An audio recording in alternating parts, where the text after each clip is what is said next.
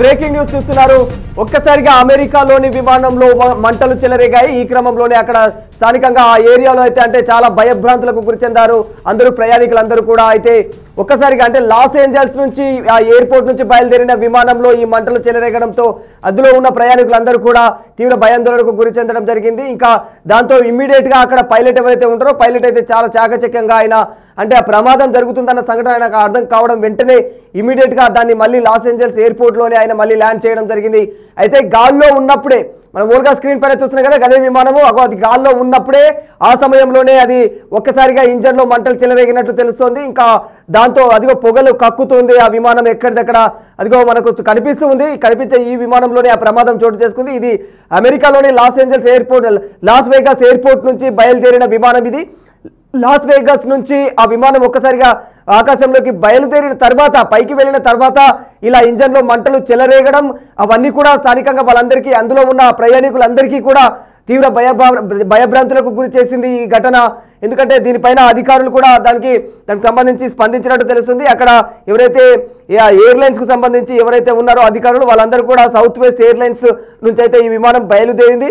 దానికి చెందినటువంటి ఎవరైతే అధికారులు ఉన్నారో వాళ్ళందరూ కూడా దీనికి అంటే ఈ ప్రమాదాన్ని విషయంలో స్పందించారు. ఇది అనుకోకుండా జరిగిన సంఘటన. ఇది ఒక టెక్నికల్ విషయం పరంగా ఏర్పడినట్లుంది.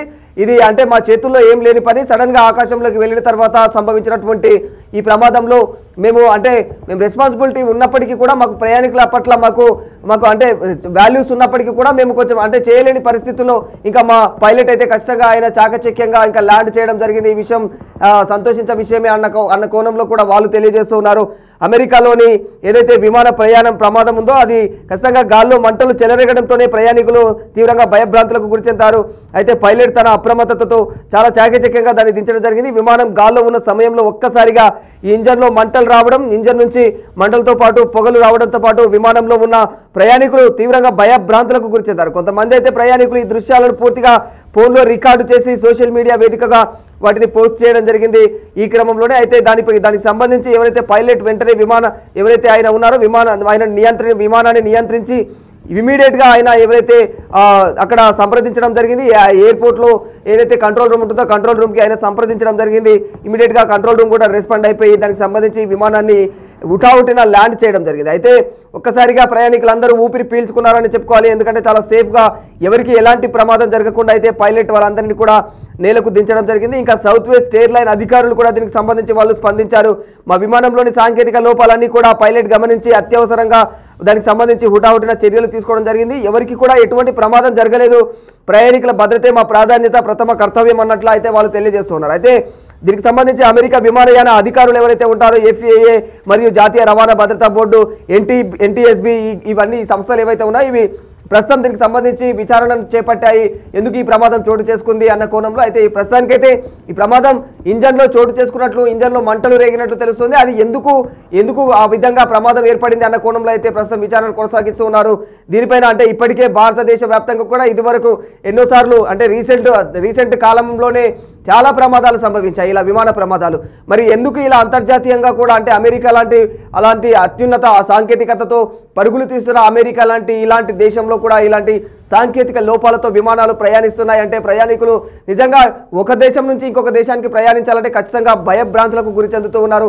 ఒక భారతదేశంలోనే కాదు సమస్త అంటే ప్రపంచవ్యాప్తంగా ఉన్నటువంటి అన్ని దేశాల్లో కూడా అన్ని ఎయిర్లైన్స్లో కూడా ఇదే పరిస్థితి కనబడుతూ ఉంటే ప్రయాణికులు మాత్రం తీవ్ర భయాందోళనకు గురి చెందుతున్నారు. దీనికి సంబంధించి ఇప్పటికే అనేక చర్యలు తీసుకుంటున్నాయి ఆ ఎయిర్లైన్స్కి చెందినటువంటి అధికారులు కావచ్చు, ఇంకా అక్కడక్కడి ప్రభుత్వాలు కావచ్చు, ఇవన్నీ కూడా తగు జాగ్రత్తలు తీసుకోవడానికి అనేక విశ్వ ప్రయత్నాలు చేస్తూ ఉన్నాయి. ఈ క్రమంలోనే ఇలాంటి ప్రమాదాలు వెనువెంటనే చోటు చేసుకుంటడం అయితే నిజంగా తీవ్ర దిగ్భ్రాంతికి గురి చెందిస్తున్నాయి అందరినీ కూడా.